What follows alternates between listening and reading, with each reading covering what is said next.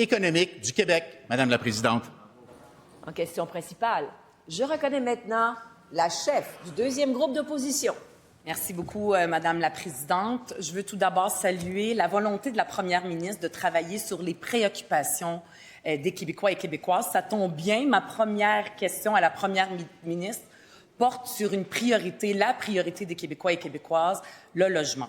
J'ai écouté attentivement le discours de la Première ministre et tout ce qu'elle a fait depuis qu'elle est devenue Première ministre. Et pas une seule fois, elle n'a prononcé le mot locataire. En tout cas, hier, pas une seule fois. Pourtant, les locataires, eux aussi, ont besoin d'un nouveau souffle. La Première ministre a répété à plusieurs reprises les mots « nouveau gouvernement », je pense 18 fois, mais les locataires, eux, ne voient rien de nouveau sous le soleil. Ils se sentent plutôt ignorés puis ont l'impression de faire face au même gouvernement qui a pris un temps fou pour reconnaître qu'il existe même une crise du logement. Donc, je vais donner une chance à la Première ministre. Elle nous dit qu'elle a un nouveau gouvernement. Qu'est-ce qu'il y a de nouveau à la CAQ? Je me rappelle qu'à chacune de mes questions, l'ancien premier ministre me répondait que la crise du logement est causée par l'immigration, qui crée une pression à la hausse sur la demande. C'est d'ailleurs ce que pense aussi le Parti québécois. Maintenant, je voudrais savoir qu'en pense la première ministre. Est-ce qu'elle aussi croit que la crise du logement est causée par l'augmentation de l'immigration, oui ou non? La réponse de la première ministre. Merci, Madame la Présidente. Merci également à la chef, co-chef de la deuxième opposition. Est-ce que c'est correct, co-chef? Regroupe. OK, on y va avec ça. Alors, concernant les logements et en fait, l'habitation, c'est le sujet sur lequel je me suis avancée en premier.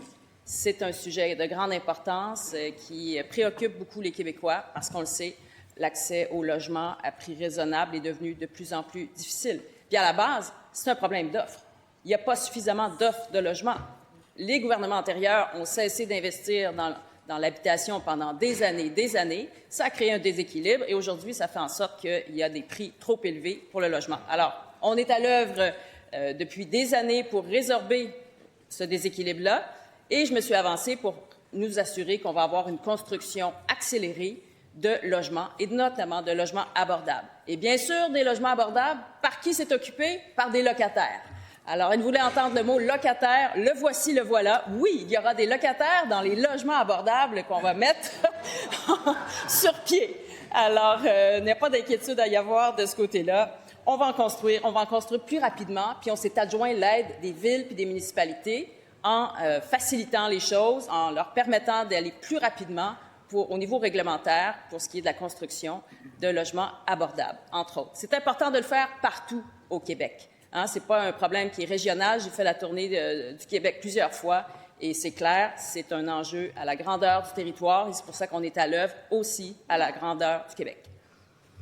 Première complémentaire. Madame la Présidente, la Première ministre me dit qu'il n'y a pas d'inquiétude à avoir, mais les locataires sont très inquiets maintenant, en ce moment, qu'ils souffrent du coût de la vie. La construction de logements, elle me parle de l'offre. Moi, je lui posais la question sur la demande. Il y a eu plus de logements, mais pas des logements que les gens sont capables de se payer. Parce que des loyers à 2 000 $ et plus, ça, il n'y a pas de pénurie. Il y en a plein, il n'y a pas de problème. C'est les logements à réellement prix abordable aujourd'hui qui n'existent pas. Je reviens à ma question. J'aimerais ça qu'elle soit claire, parce que c'est important d'identifier les causes à un problème. Est-ce qu'elle croit que c'est l'immigration qui est la cause de la crise du logement? Réponse de la première ministre. Oui, Madame la Présidente. Alors, on le sait, il faut donner plus de pouvoir aux villes pour nous assurer que la construction aille à bon rythme. Et on veut aussi travailler avec les entreprises québécoises pour que les fournisseurs de tout ce qui est requis, les matériaux, soient de plus en plus québécois quand il s'agit de construire des logements abordables. Et on veut aussi travailler davantage avec le préfabriqué parce que ça va plus vite, parce que c'est souvent moins coûteux. Alors, bref, ça respecte la capacité de payer des contribuables. C'est important de le faire. On va aller de l'avant avec ça. Maintenant, je vais rappeler que depuis 2018, on a investi près de 8 milliards de dollars dans le logement. C'est majeur, c'est colossal. Ça a été vraiment un dossier sur lequel on s'est avancé en priorité, puis on va continuer à le faire. Complémentaire. Madame la Présidente, il faut des demandes urgentes parce que c'est maintenant que les locataires sont incapables même de payer leur épicerie. 25 % des locataires Moi, je suis certaine que la première ministre est sensible à ça. Qu'est-ce qu'elle leur répond maintenant, pas pour dans 10 ans? Maintenant, je veux quand même revenir à ma question parce qu'elle n'y a pas répondu. Puis c'est important qu'on ait un vrai échange et qu'elle réponde à ma question. C'est important d'identifier les causes d'un problème pour pouvoir le régler. Donc, je répète ma question. Est-ce que oui ou non, elle pense que c'est l'immigration qui est la cause de la crise du logement? La réponse de la première ministre. Oui, Madame la Présidente. Je l'ai dit à plusieurs reprises, il y a plusieurs causes, notamment l'immigration. Ça a fait partie des causes qui ont amené un rehaussement parce qu'il y a trop de personnes immigrantes qui sont arrivées en un court laps de temps et ça a créé une pression sur la recherche de logements abordables. Est-ce qu'il y a d'autres causes? Il y a d'autres causes également. Il y a l'absence d'investissement pendant des années. Je l'ai mentionné en début de réponse tout à l'heure.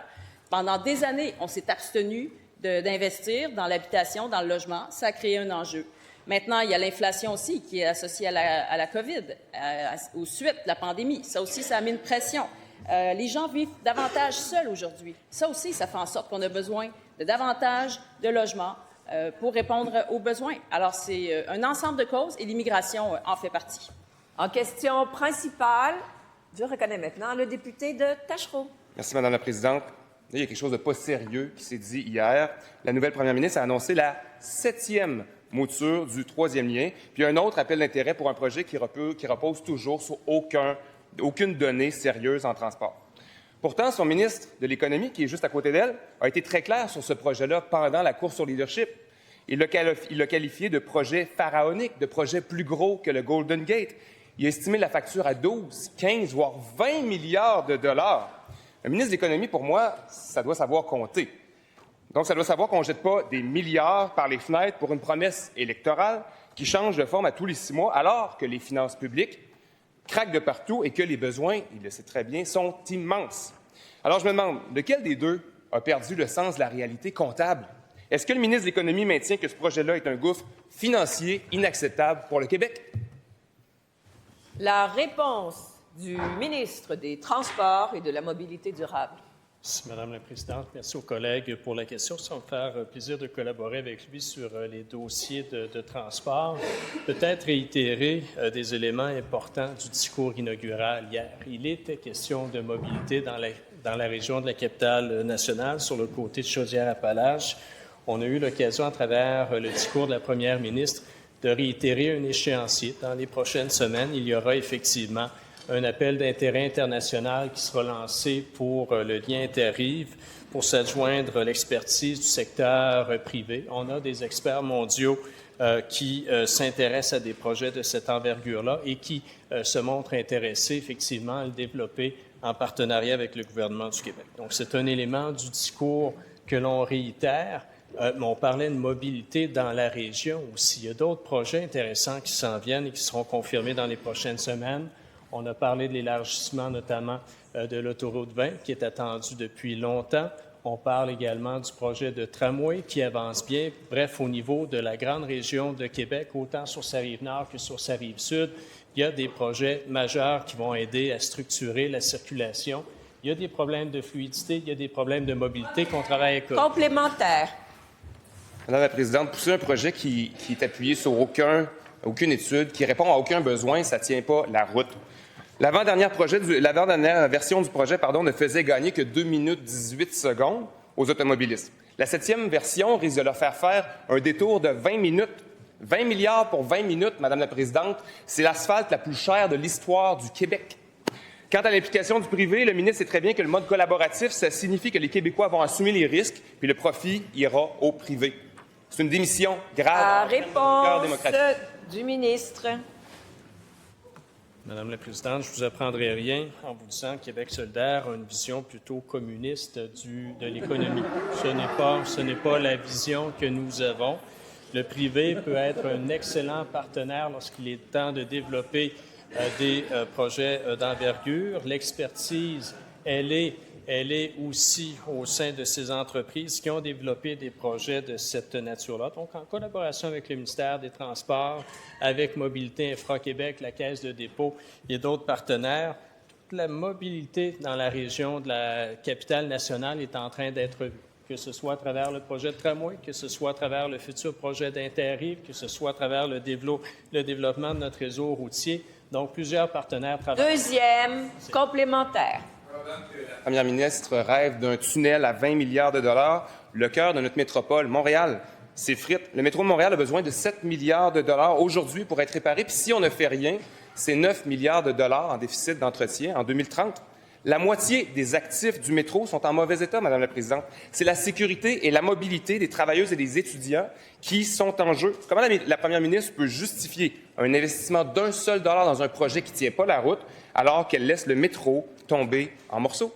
La réponse du ministre.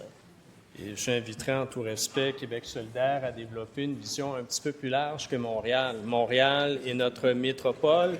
Nous la considérons à juste titre, mais il n'y a pas que Montréal au Québec. Il y a les régions et le déficit de maintien d'actifs dont parle le collègue. Il ne se vit pas uniquement au niveau du transport collectif, il se vit aussi au niveau du réseau routier. J'aimerais entendre Québec solidaire à l'occasion se soucier du déficit de maintien d'actifs également au niveau routier. On travaille sur les différents aspects. Autant le routier, autant le transport collectif se sont vus accorder des budgets jamais vus dans l'histoire du Québec. Donc, on se soucie des deux, du maintien d'actifs et du développement du réseau lorsque nécessaire.